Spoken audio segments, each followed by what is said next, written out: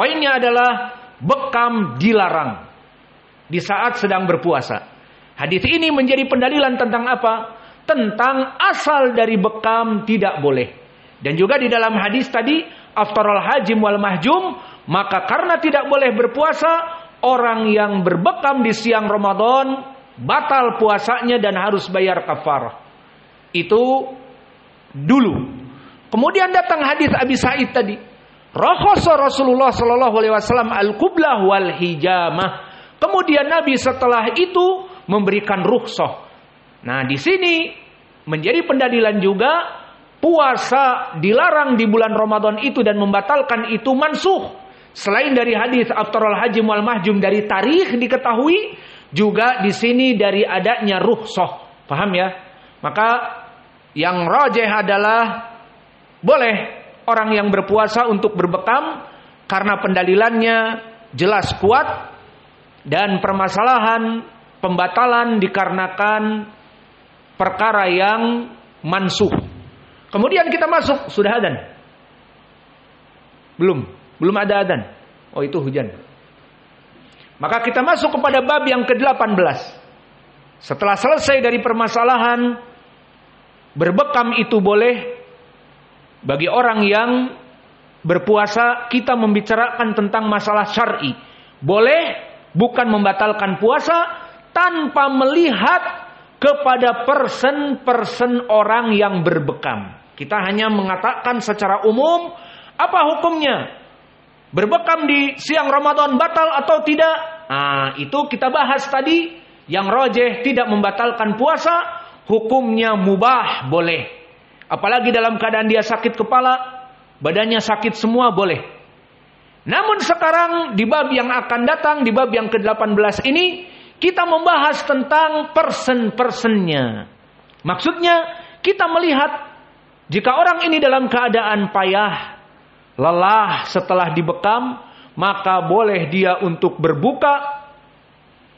Karena yang ditakutkan di dalam permasalahan berbekam bukan membatalkan, tetapi takut membahayakan, jatuh pingsan, lemas, dan seterusnya. Maka masuklah kita kepada bab yang ke-8. Al-babu tsamin asyr. Adamul hijamah li shaim makhafatan minad dha'af. Makhafatan apa i'rabnya? Dalam keadaan mansub hal. Maknanya tidak bolehnya berbekam di zaman Nabi dulu bukan karena membatalkan puasa, itu maknanya. Tetapi ditakutkan badannya jadi lemas. Berarti hukumnya mubah. Namun kembali kepada person tersebut. Jika memang person itu dalam keadaan sakit, ya sudah, batalkan puasanya. Kan Allah berfirman di dalam Al-Quran di surat Al-Baqarah, "Faman kana minkum maridun au ala safarin faidatun min ayamin ukhur." Barang siapa seorang yang sakit di bulan Ramadan dan dia dalam keadaan safar misalnya juga, maka untuk berbuka dan makan dan minum dan membayar di hari yang lain. Maka jika dia sakit kepala, sakit badan, aku mau dibekam sekarang, taib bekam. Namun kenapa memaksakan setelah dibekam? Karena tadi dia sakit, maka dia menjadi panas, kemudian pingsan. Ya sudah, jangan dipaksakan, berbuka. Perkara yang boleh. Karena puasa tidak membatalkan, karena berbekam tidak membatalkan puasa. Sehingga boleh memilih bekam, kemudian jika lelah dan mau pingsan, tinggal berbuka.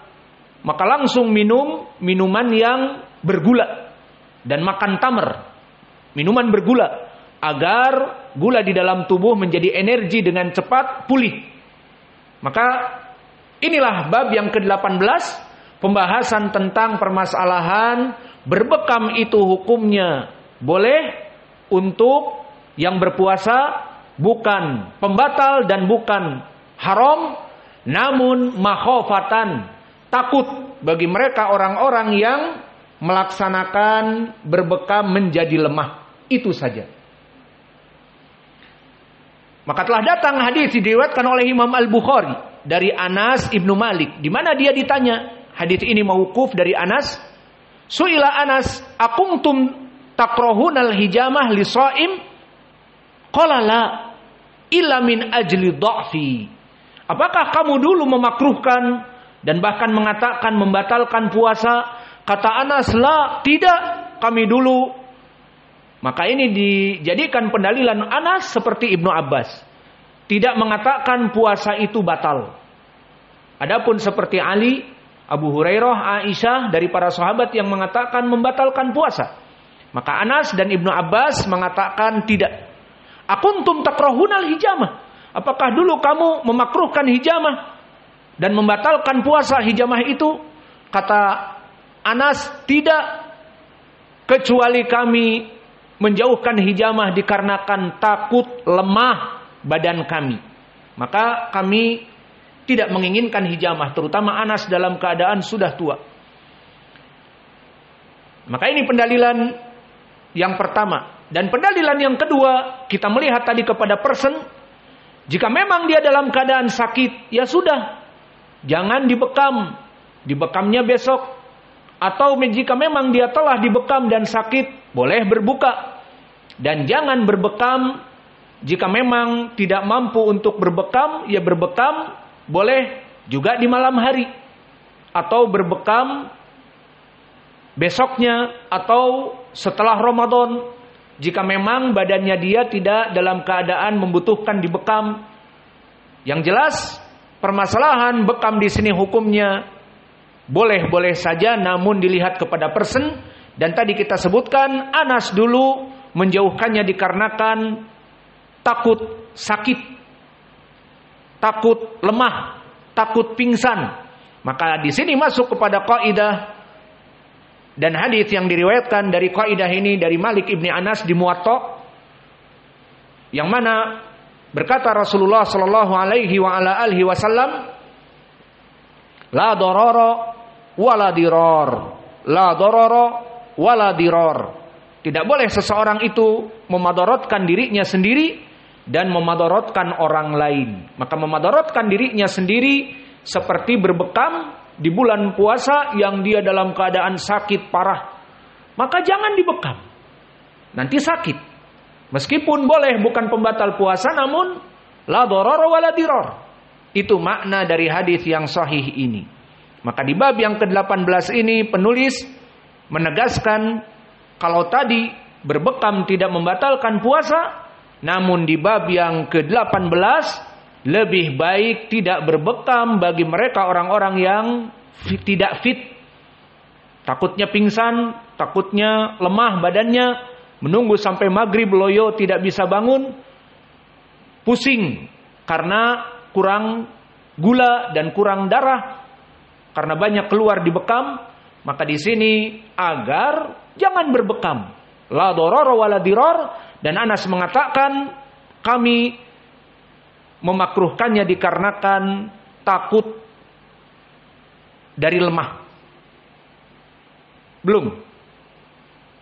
Masuk lagi ke bab yang lain. Belum. Kam baki salah sadaqaik. Sudah.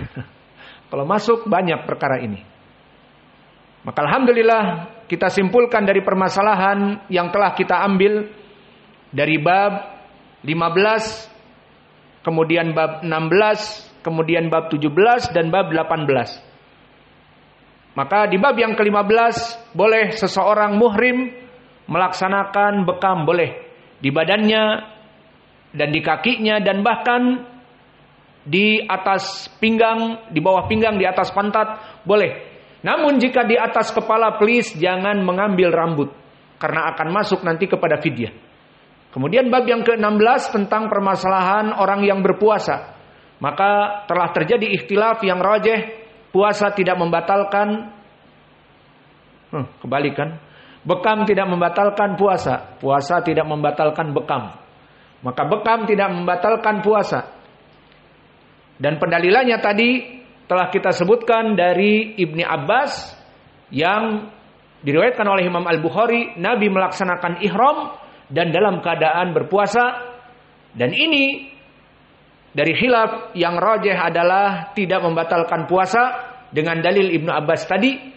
Adapun menjawab hadis aftarul hajim wal mahjum, dia mansuh dari sebab tarikh, bahwa aftarul hajim wal mahjum di tahun ke-8 karena ada riwayat dulu di Fathu Makkah, dan pendalilan dari hadis Ibnu Abbas yang menasakh karena lafaz wa huwa muhrimun wa huwa shaimun, maka Nabi ihram di sini hajatil wada, dan hajatil wada tahun 10 Hijriah.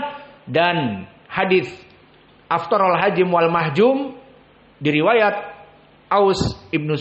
diriwayat Saddad Ibnu Aus bahwa dia berbekam di Fathu Makkah tahun ke-8 sehingga mansuh. Dan pendalilan mansuh yang kedua, hadis tadi diriwayatkan oleh rajulin an ashabin Nabi bahwa Nabi melarang dari berbekam dan puasa wisol. Maka sahihnya dulu dilarang oleh Nabi bekam. Kemudian datang rukhsah di hadis yang diriwayatkan oleh Imam Ashabus Sunan, Daruqutni dan Ashabus Sunan dari Abi Sa'id Al-Khudri. Rakhasan Nabi sallallahu alaihi wasallam fil qublah li shaim wal hijamah. Nabi memberikan rukhsah untuk permasalahan bekam dan hijamah.